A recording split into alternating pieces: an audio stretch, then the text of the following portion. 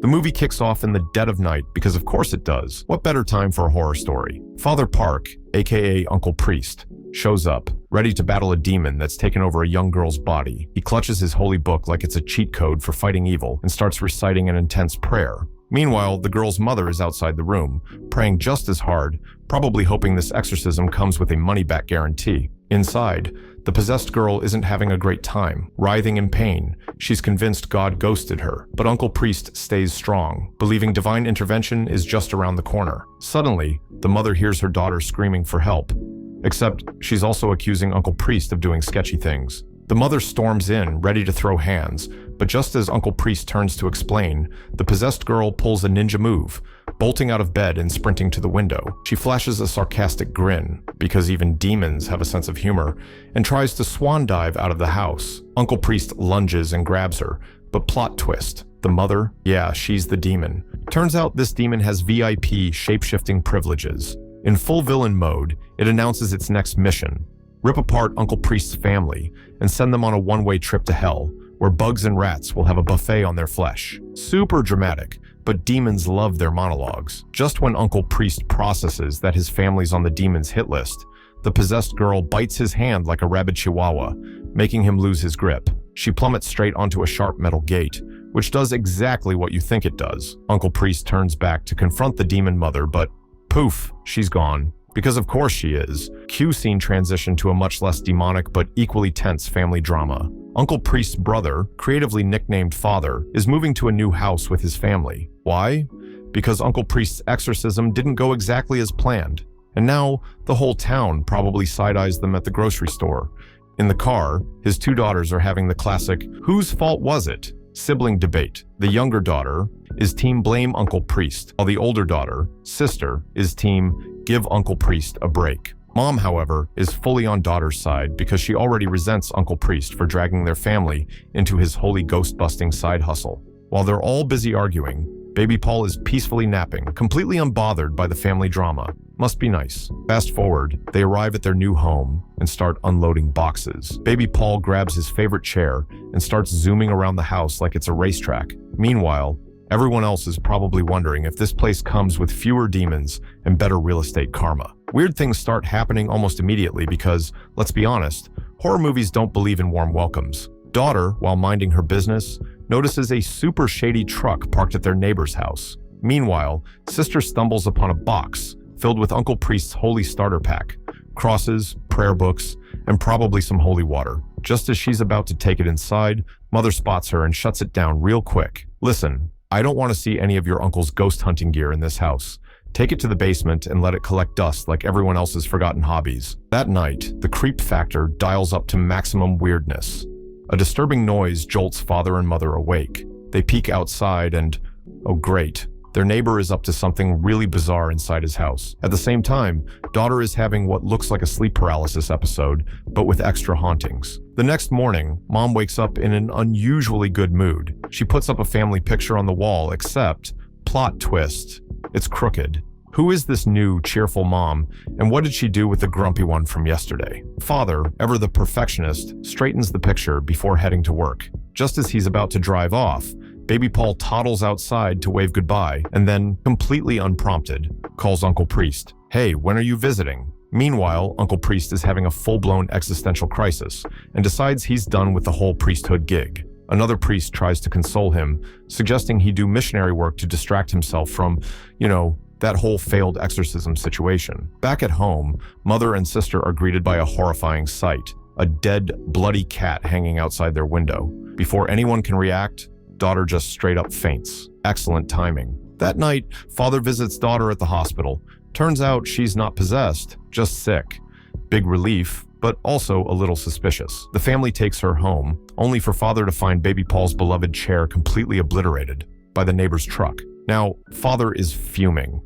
He marches over to give their neighbor a piece of his mind, but instead of a simple, "park your truck properly" conversation, he walks into something straight out of a horror museum. Dead chickens? Check. Random corpses lying around? Absolutely.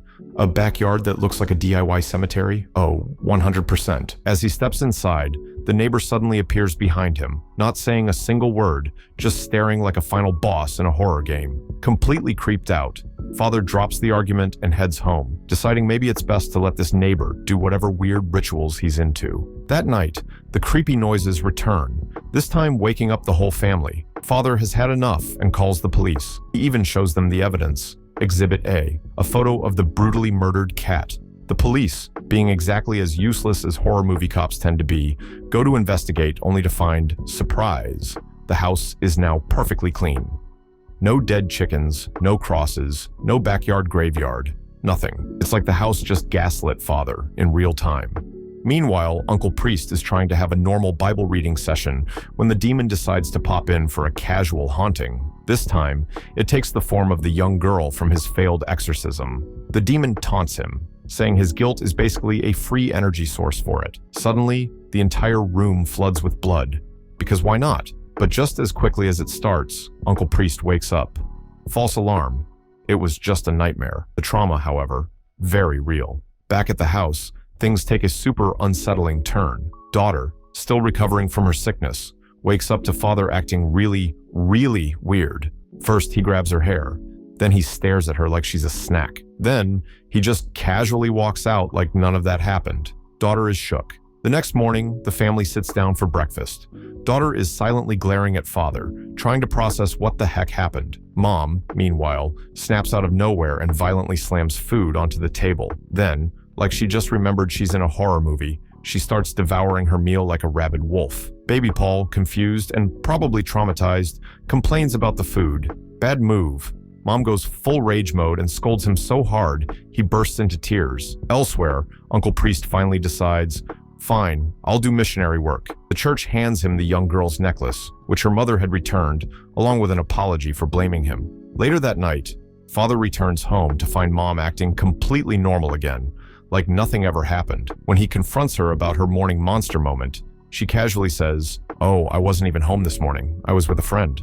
Father, now visibly questioning his entire reality, decides not to bring it up, because at this point, he just wants one normal, demon-free night. Sister is just trying to enjoy a relaxing shower when, bam, daughter appears out of nowhere, looking all creepy and casually announcing that she wants to get rid of the entire family. Normal sibling talk. Sister, now dripping wet and rightfully freaked out, storms into daughter's room to confront her. But daughter? She's just chilling there like, I've been here the whole time, cue dramatic music. Then, as if things weren't weird enough, Father suddenly strolls in, except he's got full-on demon mode activated. He grabs a cutter and lunges at them. Sister pushes him away, and they bolt for the door. But boom! Demon Dad teleports in front of them like it's a horror movie boss fight. He yanks Sister by the hair and yeets her toward the stairs. Then he grabs a hammer because, well, why not? And is about to go full psycho when daughter jumps in to stop him. And just like that, the horror show hits pause. Father casually walks downstairs and poof, he's back to normal, looking around like, why is everyone so scared? Baby waddles in, confused by the chaos. But before anyone can process, Mother bursts in, grabs the hammer, and, plot twist, tries to smash Father with it. Then she decides, nah, let's go for daughter instead. Luckily, Father snaps out of whatever demon spell he's under and saves daughter. But as Mother heads back to her room, something even weirder happens. Another version of Mother, acting all normal, suddenly comes up the stairs. Father, now questioning his entire reality, checks the bedroom, and Mother is gone, meaning, yep, shape-shifting demon confirmed. The next day, Sister calls Uncle Priest for a good old-fashioned demon intervention. Father begs him to help, but Uncle Priest is basically in retirement mode, teaching his last class like, if you hold on to anger, demons will make you their playground. Meanwhile, the family starts arguing again, because nothing says haunted household like a family feud. Mother is mad that Uncle Priest won't help. Father's trying to be diplomatic, and in the middle of it all, Mother just decides she's out. But surprise, Uncle Priest shows up last minute like a hero in a horror movie, so she stays. That night, he suggests the ultimate sleepover. Everyone stays together so the demon can't pick them off one by one. Smart move, TBH. Then Uncle Priest decides to investigate the super creepy neighbor's house. After a quick prayer, because he knows what's up, he steps inside and finds the neighbor's dead body being devoured by bugs and rats. Turns out the neighbor was offed by the shape-shifting demon, who had been impersonating his wife before upgrading to his form. Now, the demon can roam around freely. Great. At midnight, Baby goes to the bathroom, but oh no, demon baby shows up, knife in hand, ready to stab Uncle Priest. But then, daughter sleep talks, and for some reason, that stops the demon. Maybe even demons get confused by sleep talking. The next day, across the world, a bishop is wrapping up mass when he gets a call from Uncle Priest. Uncle Priest explains, "Yo, the demon's already inside the house, we need backup." The bishop agrees to come for an exorcism ASAP and gives instructions. Fill the house with religious items like it's a holy version of Home Depot. Outside, Uncle Priest pulls Father aside and drops the ultimate bombshell. The demon took Sister's form. But shh, don't tell anyone yet. Then he rushes off to pick up the bishop from the airport. Except when he gets there, the bishop is like, "I never asked you to pick me up."